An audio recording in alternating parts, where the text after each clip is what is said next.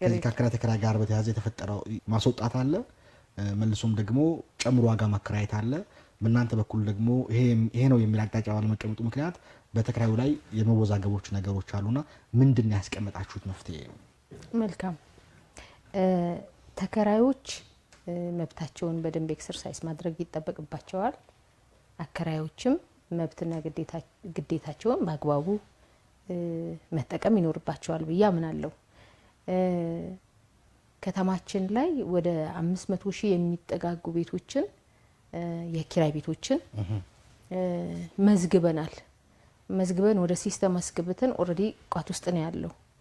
የት ክፍለ ከተማ የት ወረዳ የትኛው የቤት ቁጥር ባለ ስንት መኝታ ቤት በስንት ብር ተከራየ የሚለው ዳታ አለ እጃችን ላይ። ስለዚህ ማንስ ነው የተከራየው የሚለውም ደግሞ አለ። እውነት ነው አንድ ሰው ግዴታ ያለበት 2 አመት አንድን ሰው ሊያከራይ ነው። ግዴታው 2 አመት ነው፣ ከዛ በላይ መጨመር ይችላል። ስለዚህ አከራዩ ዋጋ ጨምር ማለት አይችልም። ዋጋ መጨመር የሚችለው መንግስት ነው። በአመት አንድ ጊዜ ሰኔ 30 ላይ በሚደረገው በመጣው የዋጋ ጥናት መሰረት ዋጋ መጨመር የሚችለው መንግስት ነው።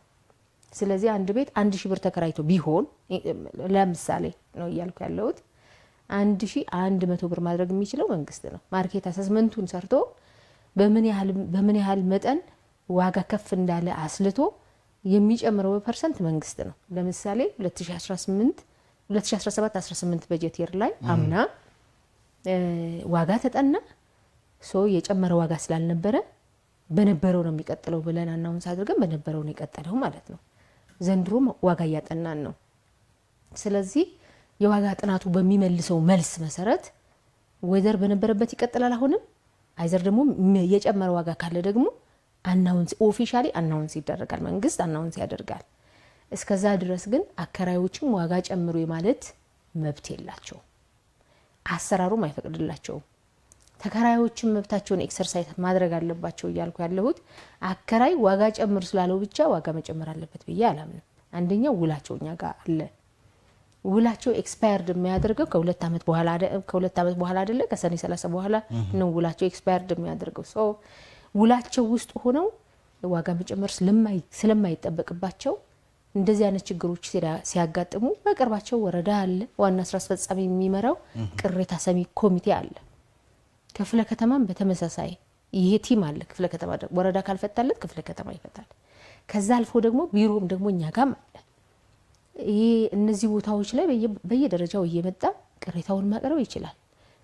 እንደዚሁም ደግሞ አገልግሎቱን እየሰጠን ስላለን አከራይ ዋጋ ጨምር ስላለው ብቻ የሚጨምር ተከራይ ካለ መብቱን እየተጠቀመበት አይደለም። መንግስት በተከራይና በአከራይ መካከል ያለውን ችግር ለመቅረፍ ሰፊ ጥረት አድርጓል፣ እያደረገም ነው። አሰራርም የተበጀለት ተከራዮች አትሊስት 2 አመት አንድ ቦታ ላይ ስቴብል ሆነው እንዲቀመጡ ነው አትሊስት።